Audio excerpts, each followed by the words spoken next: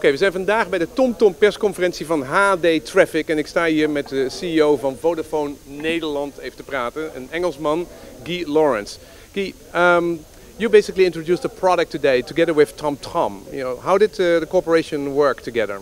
Well, cooperation started a few years ago when our engineers did a feasibility study to see whether we could use the power of our network together with their smart navigation system. And having done the feasibility, we sat down with Harold, the CEO of TomTom, and myself, and within 40 minutes, sat in the canteen with a cup of coffee, we realized this was a great product and we needed to bring it to the market.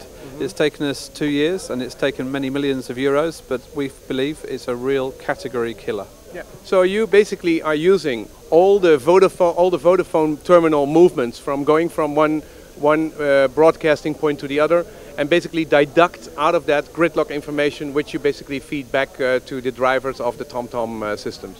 Yeah, we obviously know when people are moving and how fast they're moving, because we need that anyway for the handover of voice calls, and also for the completion of SMS. All we're doing is taking that information we already have and translating it into a very easy to use way for the public to get better navigation. Yeah. And it's quite dramatic, supposedly 5 times faster and 10 times more roads, 22,000 kilometers out of 122,000 in the Netherlands. Have you used it yourself? Yeah, absolutely. In fact, a couple of weeks ago we had a sales conference down in Utrecht and there was a massive traffic jam, and we had the device so we could see where the problems were, and we were actually calling our people to tell them how to get around the jams to get to the sales conference on time. So that was a real-time example of using it. You did something useful. It was useful to spend your time. Now, for $10 a month, the people who have a TomTom like that get a SIM card, unlimited data supply, and basically get the gridlock information. Is that correct? I think it's €10 a month, but it's built into the price for the first year, and then TomTom decide what they want to charge for the subsequent years. But I believe it's €10 a month, yeah. So this is an interesting example of M2M, machine-to-machine connectivity. And are there other things which you think you can do? Because you have a permanent connection between the TomTom terminal and the internet. There's a lot of other services I can imagine you can do with it. So, and is TomTom an inspiration for other kinds of areas where you're basically going to do these kinds of working together with industry leaders? Yeah, well, right now the priority is to get the TomTom high definition product out in the commercial world in the Netherlands, but not just the Netherlands, to take it into other countries as well. Once we've done that, you rightly say that we can expand the range of services we can put through the device, but right now it's all about getting the device out across as many countries as possible.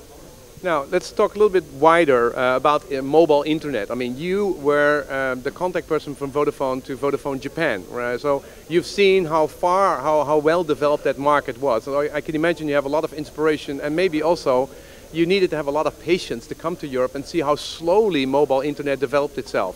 What kind of things do you expect in the coming 3 years? You know, and this kind of HD service is of course great. What other services do you expect in the coming years?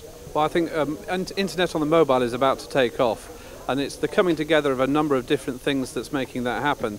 First is high-speed networks. So for instance, we have HSDPA throughout the Netherlands now, and that high-speed network enables mobile internet usage. Secondly is the devices. The devices are getting a lot better, so the user interface, how the consumer uses the device, is getting a lot better. And secondly, the pricing is coming down. So if you put those 3 things together, you'll see much more internet usage next year than you saw this year. So finally, after several years, I think next year, 2008, will be the year of mobile internet. Okay, now that is a typical networking point of view. Okay, you have great network, great devices, low prices. Thank you very much for the low prices. €10 unlimited is a great price. Now, but coming from Japan, you've seen the future. What are we going to do different 3 years from now? What are the services which are going to jump out for the consumer?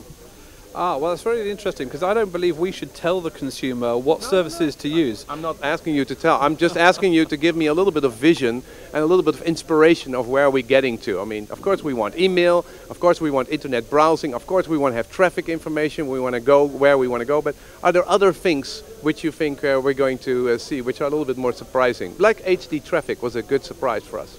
Yeah, I think there will be, but to be really honest with you, I'm more interested in making things like email work on the move and internet browsing work well, because if you look at people's consumption of internet at home, what they want is the same experience on mobile, and to be honest, we want to make that our first priority, to get that user experience the same mobile as it is on the PC. then we can always look for exciting services on top of that. But if we can get the whole of the Netherlands using the internet on the mobile and giving them freedom to access the internet whenever they want, wherever they are, I think that is a huge step forward in its own right. Yeah, I was hoping you would tell me a little bit about your background, because I mean, you came out of the music industry, the movie industry. You've built. So is that out of that inspiration, of that? Don't you think that that is going to be interesting? People are very interested in music. Are we going to consume it differently through our mobile? Yes, because I think what happens is, the thing with music is, if you're listening to the radio anywhere and you hear a song and you want to download it there and then to your mobile phone, we should make that happen for you.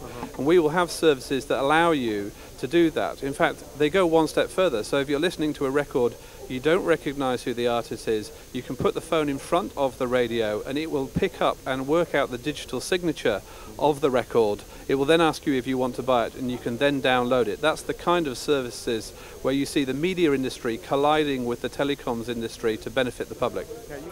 It's interesting, as a CEO of a telecom company, you have a very interesting, normally they are more technical people or salespeople, but you have an interesting background. You came from the media industry. How did you start? Well, I started with Chrysalis Records a long time ago. I also worked for 3 of the big 6 Hollywood studios, MGM, Paramount and Universal.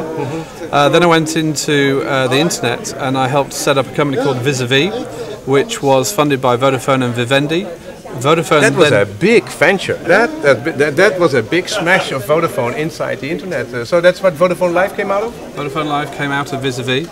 And when Vodafone bought the company, I stayed with Vodafone and built up Vodafone Live across its footprint.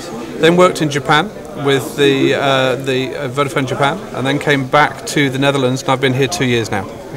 And you do all kinds of interesting things inside Vodafone. I mean, I have some friends there, and they basically told us we got our orders a couple of weeks ago to pack our stuff, and to all the sales and marketing people and communication have to go to Amsterdam.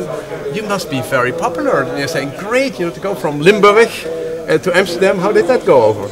Well, I mean, there's 10% of our workforce is moving over the course of 3 years, so I'm not sure I told them to pack their bags. I mean, it's a 3-year program. Yeah. I mean, we have quite a few staff that already live in the Amsterdam area and commute down to Maastricht, and we have some people in the opposite situation as well. And over the 3-year period, about 10% of them will move up to Amsterdam, so we can be based with our commercial side in the city. Yeah, and because I mean, all the business is there, all the marketing people are there. So, where do you live yourself? At the moment I live just outside of Maastricht, but I'm also moving to Amsterdam. It sounds like.